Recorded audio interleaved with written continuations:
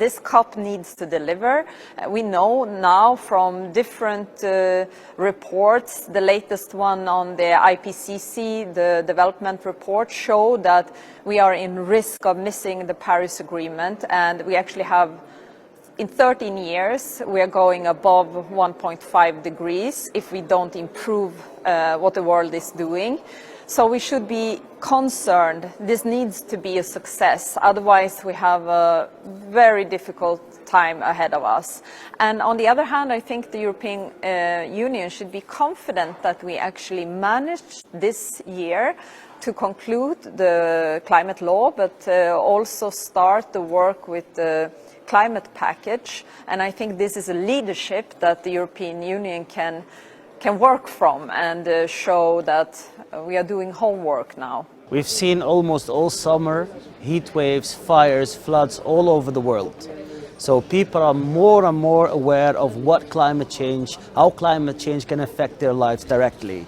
So there's a lot of support also within the Parliament to really go for the 1.5 degrees target. In order to get there, we really need to be ambitious, but we also need to come up with a plan to make sure that those pledges are met.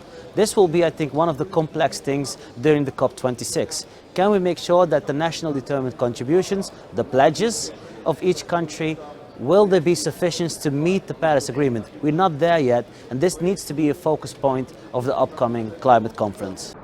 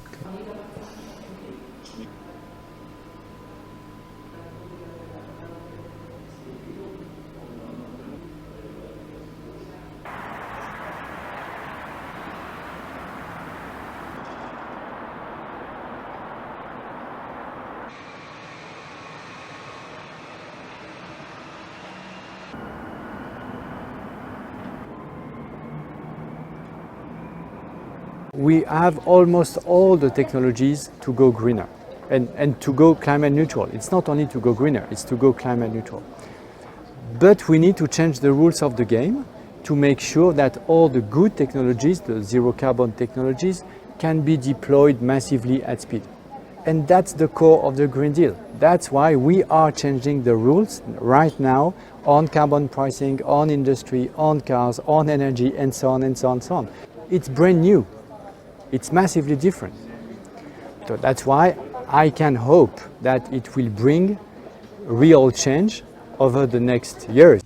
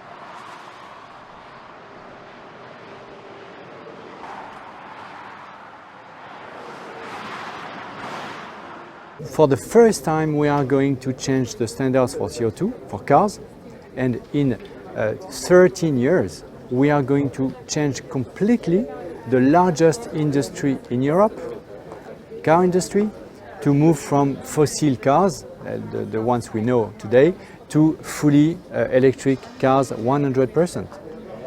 That's a massive change. Another example for industries. Up so far, they just paid a carbon price of 5, 10, 20 euros, so almost nothing per ton of CO2. Now it's 60 and maybe tomorrow 70, 80. So we are in a different world. And it's completely new again. So that's why when you add all these pieces, and I just mentioned 2 out of a package of 54, then you start entering into a systemic change.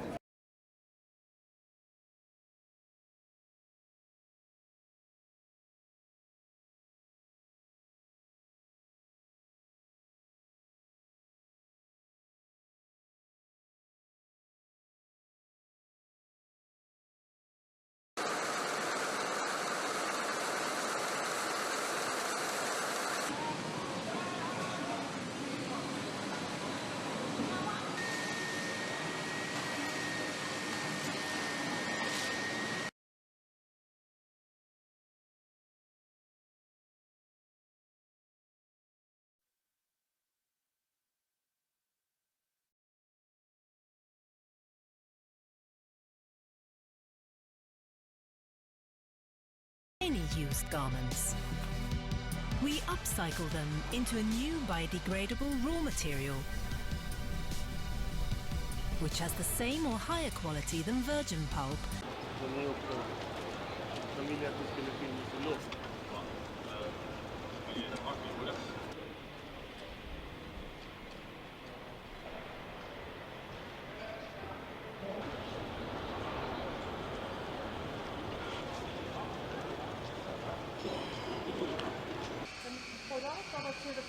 Heitän täältä kysymyksen juuret, mitä ei välttämättä sitten käytetä.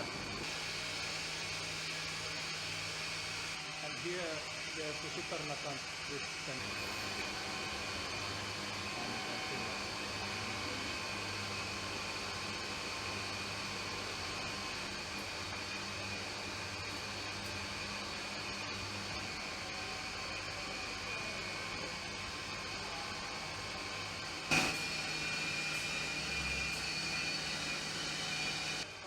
Joo, se voisi olla nyt tämä nykyvaihe.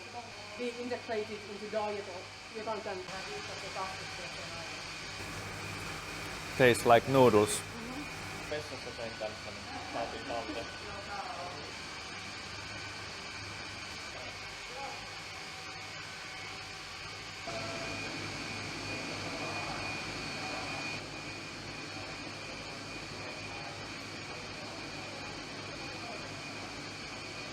The science is telling us that yes, it's not like we will have some climate change in the future. We're in the middle of it. Certain things, yes, already happened, and it is a high likelihood that they will not be reversible, or not in our lifetimes. So now we're actually playing a catch-up game. So while people are thinking about I have to pay the price now, we have to actually, and that's our job, speed up the legislation and include mechanisms that will compensate people for the high price, that will help the people in need. And the social fund will play an important role.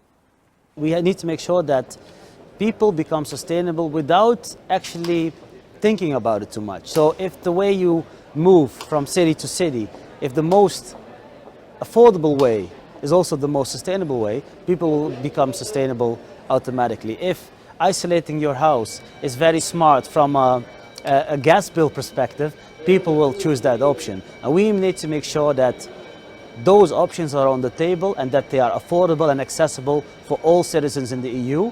And with a bit of luck, we can also make sure that other regions in the world will be as inspired, so that fighting climate change, we can really do it that from a global perspective. Guck mal hier, was jetzt gerade abbricht, siehst du das?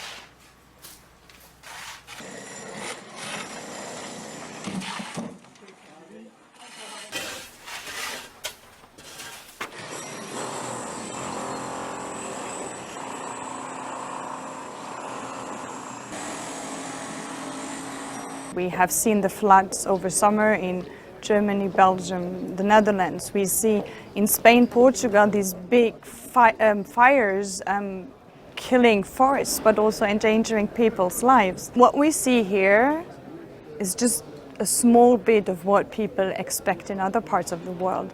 Imagine you live you live in areas that are totally desertificated. Imagine you live in places where basically your livelihood has been underwater for 1 or 2 years now.